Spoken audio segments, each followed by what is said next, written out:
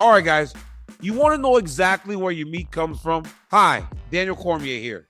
When you're eating a high-protein diet, the quality of your meat matters. And that's why athletes and healthy eaters trust the Backyard Butchers, an American, faith-based company delivering clean, premium beef right to your door. So, unlike companies that hide their overseas sources and lower standards, Backyard Butchers' cattle flourish in the green grass hills of East Texas. Their beef is 100% U.S.-born, raised, and processed, never exposed to growth hormones, antibiotics, or steroids, and packaged without preservatives. Guys, this is the beef that you want to feed your family. So you can choose from 3 perfect options: the premium steakhouse box, the best-selling backyard box, or the family-sized farmhouse box. So subscribe today at backyardbutchers.com. Promo code DCTV. And they'll make sure that you get your choice of 2 dinner-sized thick ribeyes or 2 pounds of Wagyu ground beef. Hey, I'm not going to lie. I love their Wagyu ground beef. And if that's not enough for you, we'll give you 30% off if you use my promo code DCTV. And you can cancel anytime. Subscribe at backyardbutchers.com and use that promo code DCTV.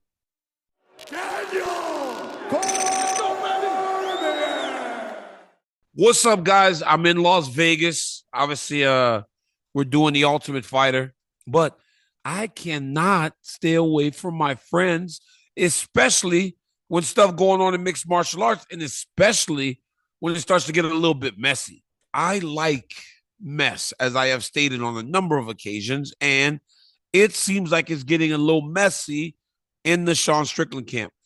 First off, last weekend when Sean Strickland fought Dricus Du Plessis, I think he went in there with this idea that the fight was going to be different than it was, obviously.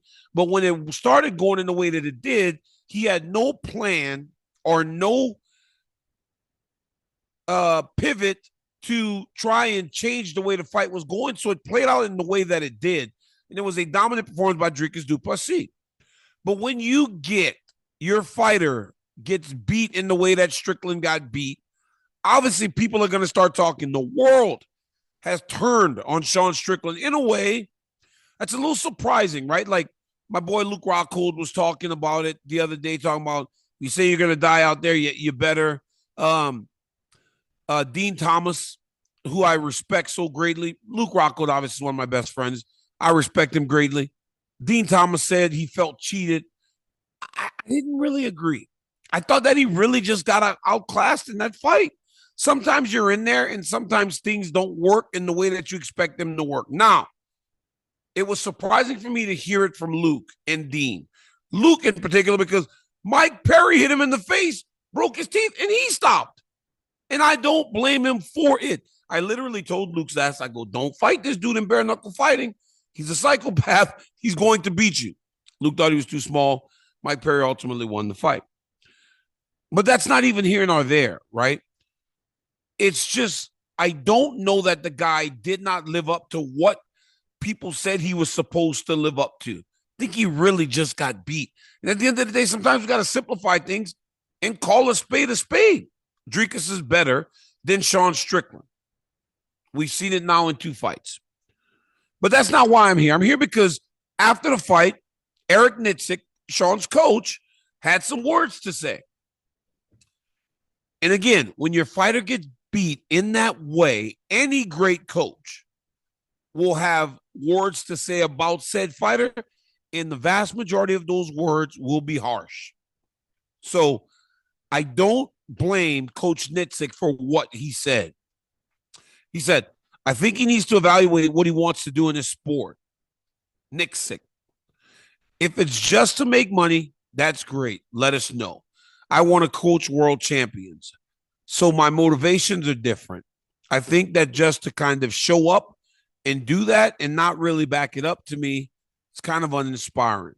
Look, I guess I got to walk that back a little bit.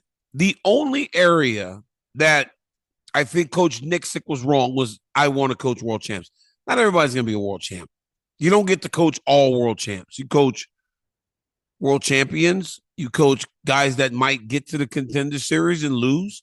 You coach guys that might get to an LFA title and that be it. You might get a guy that comes to the UFC, has a cup of tea, 0-2, and he's out.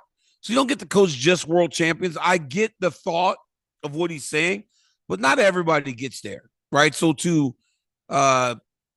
make that your goal, but I don't know publicly if you say that. But any great coach will have words for their athlete. I got to be honest with you guys. When I walked into the Octagon Saturday, because I have a relationship with Dricus, his manager, I have a relationship with Sean and his coaches. And I walked up to Eric and I go, it was the same fight.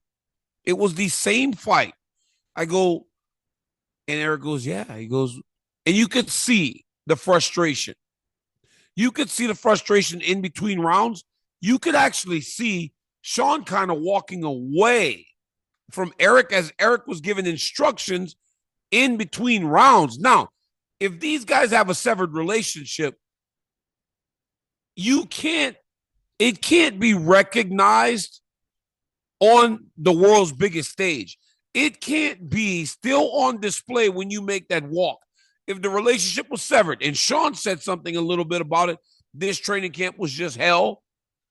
If that was the case, he shouldn't have been there in the first place. Because if you're not going to listen to that guy, a guy who has coached multiple world champions, Aljamain Sterling, Francis Ngannou, and so many others, don't bring him there. Sean was kind of walking away from Coach Nicksick. So you could tell that there was a little bit of an issue. And we made mention of it on the broadcast.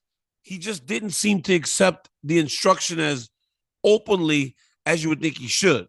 So I don't blame Coach. I think any great coach needs to judge their athletes fairly, but very harsh whenever they don't compete to the ability that you expect them to, because if you don't, who's going to? Especially in a world where most people are just saying yes. Strickland said, everybody was hitting me up about this Eric thing. He goes, Eric is a great friend of mine and he will continue to be my friend.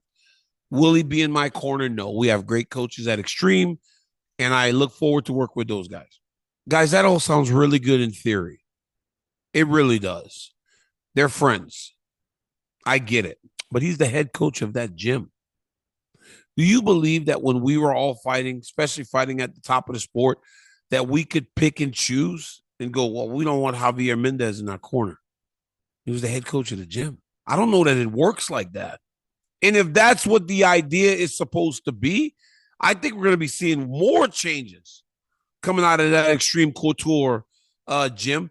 And when it's that, right, when you have more changes, it's not the coach, guys.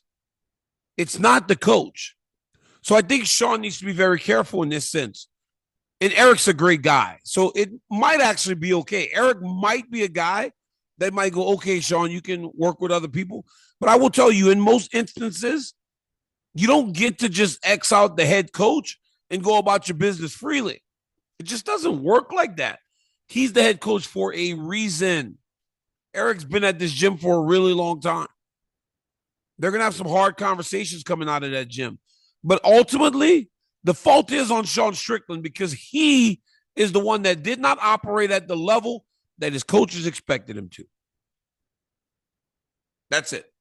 And that's why the frustration was there from Coach Nicksick. I walked into the Octagon, yes, and said that. Same fight.